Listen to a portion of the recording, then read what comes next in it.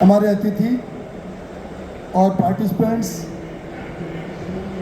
मैं सबसे पहले आप लोगों का धन्यवाद करूंगा कि आपने, आज मैं ट्रांसपोर्ट का मिनिस्टर नहीं हूं तो भी इतना प्यार देते हैं, उसके लिए मैं आपका आभार और धन्यवाद करना चाहता हूँ। महमूद सर, आपका एज एडिशनल सेक्रेटरी ट्रांसपोर्ट, अभी मेरे को पता चला आप उड़ीसा से हैं और अभी बहुत अच्छा काम कर रहे हैं आप, और इन ट्रांसपोर्टर्स के बीच में और गवर्नमेंट के बीच में एक सेतु का काम कर रहा है और सेतु का बड़ा इम्पोर्टेंट रोल है। आपका भी स्वागत, और हमारे माननीय मल्लिकार्जुन जी का और हमारे महेंद्र जी का और बाकी मेहमानों का और आप सबका बहुत बहुत धन्यवाद। समय के अभाव को देखते हुए मैं एक बात ज़रूर कहूँगा आप सबके बीच में,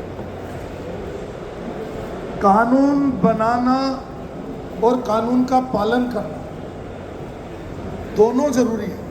कानून का होना भी जरूरी है, लेकिन कानून का पालन करना भी जरूरी है। लेकिन कई बार कानून अव्यवहारिक बन जाता है, उसका कानून का पालन करना मुश्किल हो जाता है, क्योंकि उसकी व्यवहारिकता जब ही है जब कोई व्यक्ति फील्ड के अंदर अनुभव करे। अब आप देखिए महमूद सर, मेरे हिसाब से आपके गवर्नमेंट के पास 2018-19 के आंकड़ों में लगभग 35 करोड़ के करीब व्हीकल रजिस्टर्ड है, जिसमें से 26 करोड़ के करीब व्हीकल्स तो आपके टू व्हीलर्स हैं, और कल प्रसन्ना जी बता रहे थे कि 23 लाख के करीब हमारी बसेस रजिस्टर्ड हैं।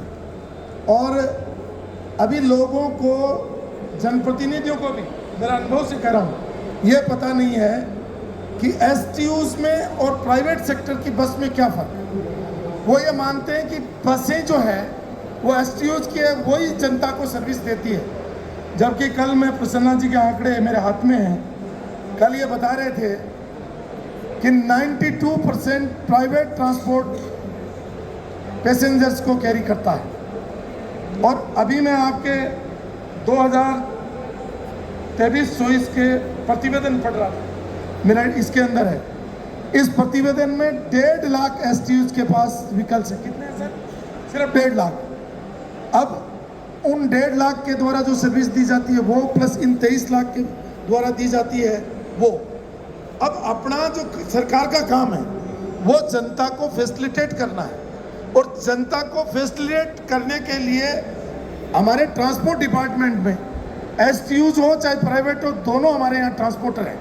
जब इस नज़र से अगर राज्य और केंद्र काम करेगा तो जस्टिस होगा, अन्यथा ये एक तरीके से डिस्क्रिमिनेशन होगा, मेरा ये मानना। क्योंकि आज भी मैं विधानसभा में अभी मेंबर हूँ, इस बार मैं इंडिपेंडेंट बना, 25 साल तक मैं बीजेपी में, वसुंधरा जी की गवर्नमेंट में 10 साल तक लगातार मिनिस्टर रहा ट्रांसपोर्ट का। मेरे को कमलनाथ जी के साथ भी काम करने का मौका मिला, और मुझे डीएमके के वो अपने क्या थे, टावरिंग मिनिस्टर टी.आर. बालू साहब के साथ भी काम करने का मौका मिला, मुझे गडकरी सर के साथ भी काम करने का मौका मिला, और 10 साल तक, लंबे समय तक अलग अलग सेक्रेटरीज के साथ भी काम करने का मौका। लेकिन क्या होता है, आप जब महमूद सर कानून बनाते हैं तो आपका अनुभव उड़ीसा का है, क्योंकि आप उड़ीसा एडमिनिस्ट्रेटिव सर्विस से हैं। अब आप आगे दिल्ली, तो दिल्ली में आप ऑफिस में बैठे हैं, लेकिन इस इंडिया के 6 लाख गांवों में और लगभग 65 लाख किलोमीटर सड़क पर जो बसें चलती हैं, उनकी प्रकृति अलग अलग है, तो उसका टैक्स स्ट्रक्चर भी अलग अलग होना चाहिए, उसके लिए रूल्स रेगुलेशन भी अलग अलग होना चाहिए। जब तक इस व्यवहारिकता को हम नहीं लाएंगे, इस हिंदुस्तान के अंदर बहुत मुश्किल होगी ऑपरेटर्स को। तो इस चीज़ को स्टडी करके, अब मैं गांव से आता हूं, ट्रैक्टर जो है, ट्रैक्टर का रजिस्ट्रेशन भी हम करते हैं, टू व्हीलर का भी हम करते हैं। और महमूद सर, आपको मैं बताऊं, हिंदुस्तान में एक व्हीकल ऐसा है जिसको लोग जुगाड़ बोलते हैं, जुगाड़, गाँव में चलता है वो, उसका कहीं कोई रजिस्ट्रेशन नहीं है, कोई नियम कायदे नहीं है उस पर। और वो भी जब मैं 2003 से 8 में ट्रांसपोर्ट का मिनिस्टर था, एक बार मैंने एक जुगाड़ को रुकवाया, उसमें आप आश्चर्य करेंगे 40 सवारी उतरी, 40 पैसेंजर वो गांव में लेके जा रहा था। वो क्यों लेके जा रहा है मैं ये बताना चाहता हूँ।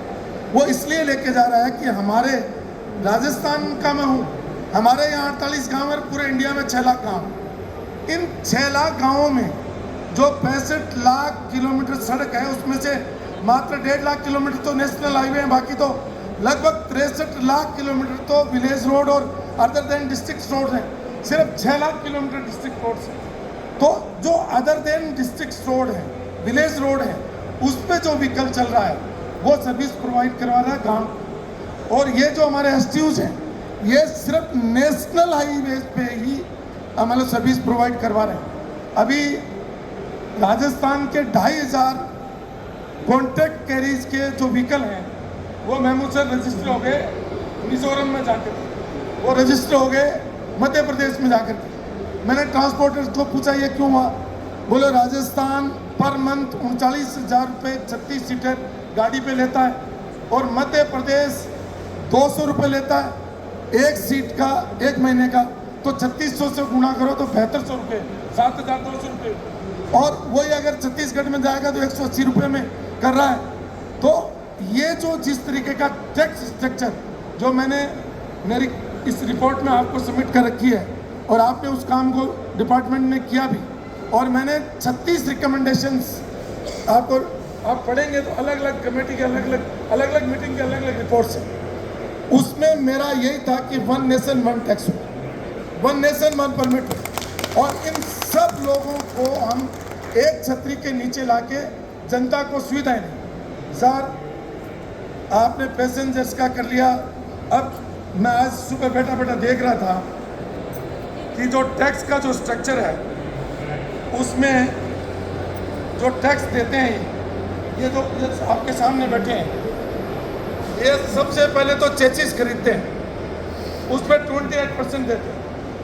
उसके बाद में बॉडी बनाते हैं ये, उसका फिर 28% फिर देते हैं। फिर ये रोड पे आते हैं तो 6% OTT देते हैं। फिर उसके बाद ये रोड टैक्स देते हैं।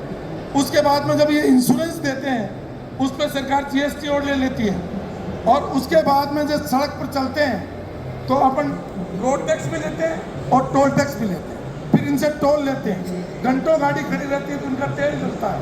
और उसके बाद मतलब इनका टोल पर भी पर किलोमीटर 8 रुपये आ जाता है एक बस का पर किलोमीटर।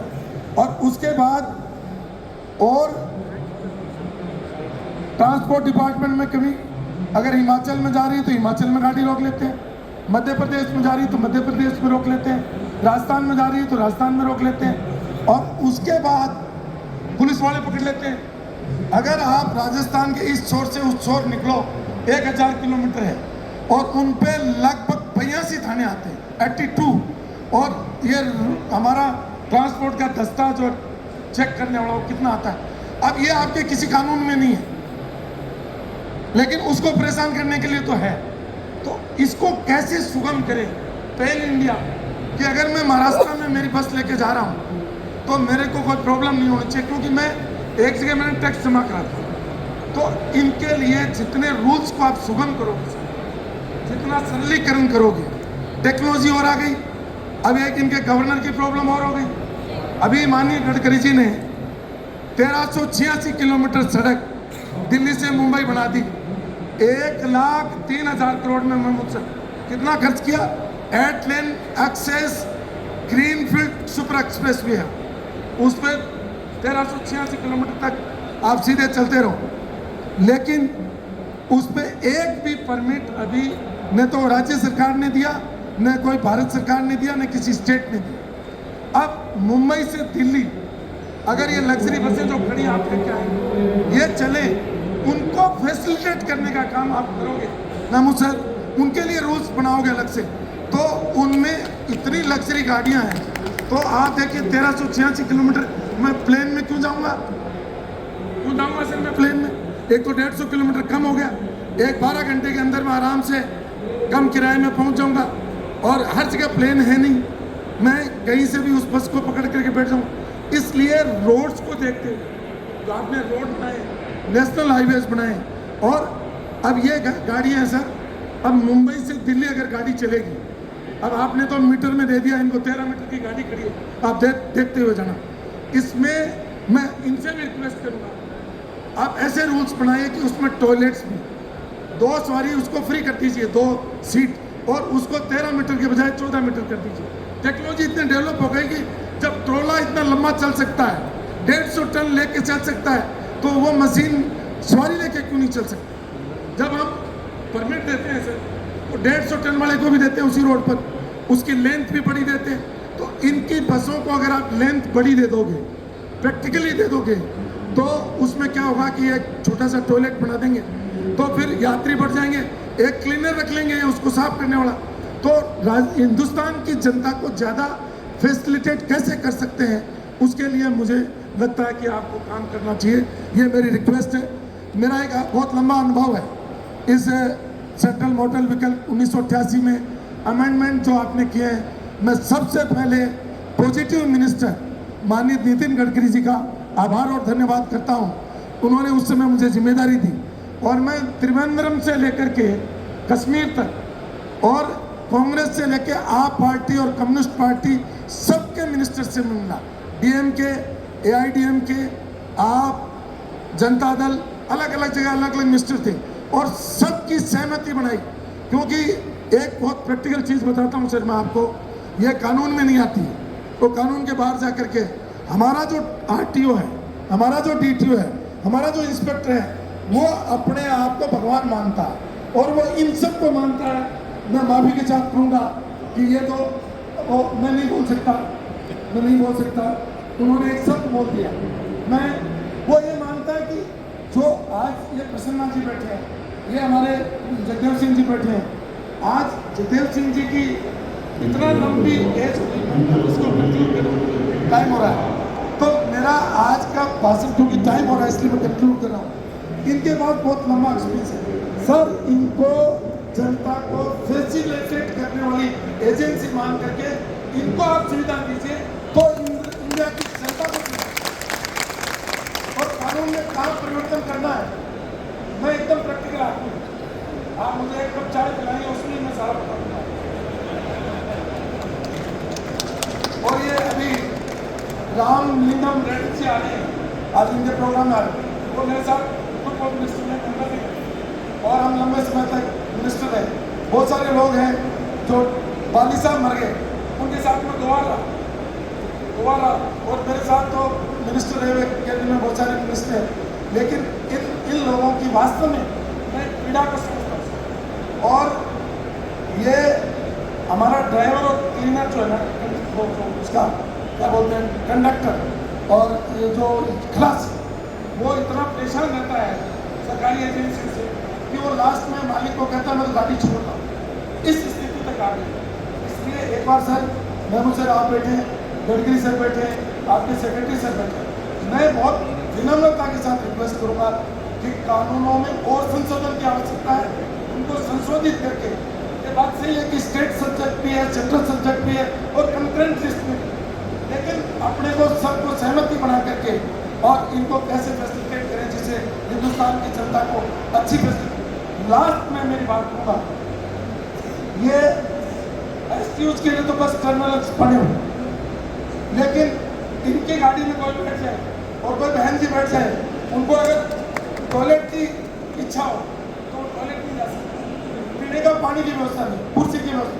इसलिए मैंने Rajasthan state bus development terminal एक एक्ट मैंने बनाया था राजस्थान में, और मैंने कहा कि एक ही छत के नीचे से सारी रोडवेज की बसें चलेंगी, वही कॉन्ट्रैक्ट कैरी चलेगा, वही जो स्टेज कैरी चलेगा, और जो यात्री पैसेंजर ले जाता है वो सब एक ही टर्मिनल के नीचे चलेंगे।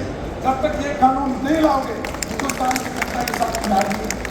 और ये एक्ट मैंने बनाया और मैं तो चला गया सर। वो अगर मेरे को एक मौका और मिल जाता तो जिस तरीके से मैंने मतलब डीलर्स को रजिस्ट्रेशन के पावर दिए, HSRP में सुधार किया, पोल्यूशन में सुधार किया, स्मार्ट कार्ड लेकर के आया, ऑटोमेटेड ड्राइविंग टेस्ट जो है सर, मैं 2008 में दुबई में स्टडी करके आया था कि ऑटोमेटेड ड्राइविंग टेस्ट लाइसेंस जो लर्निंग लाइसेंस है उसमें चेंजेस किए, ड्राइविंग लाइसेंस में चेंजेस किए, बहुत सारे चेंजेस किए। और मैं गडकरी सर का धन्यवाद करना चाहता हूँ कि उन्होंने मेरे को आशीर्वाद रखा, इसलिए मैं ये राय देने में सक्षम हुआ। और मैं आपका भी धन्यवाद करता हूँ और इनका जो बोकी के लोग, इनका भी मैं हाथ जोड़ करके धन्यवाद करता हूँ। आप इतना प्यार देते हो। मेरी इच्छा है कि भी आपके साथ जितना मैं शेयर कर सकूँ, और एक मीटिंग में चाहता हूँ सर, एक मीटिंग आपका डिपार्टमेंट उनके साथ सुने, और विजिट ट्रिपाड़ा भी देखिए, ट्रिपाड़ा में भी सुनिए, टैक्सी वाले भी देखिए, उनको भी सुने, दुखी लोगों को सुनोगे आप तो यहाँ तो सुखी रहोगे, ऊपर भी सुखी रहोगे। यही बात कहते हैं।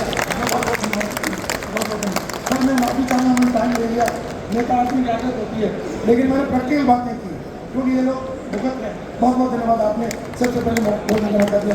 Sir, I have a small question, please. I have a small question, sir, relating to you. Sir ने जो सारी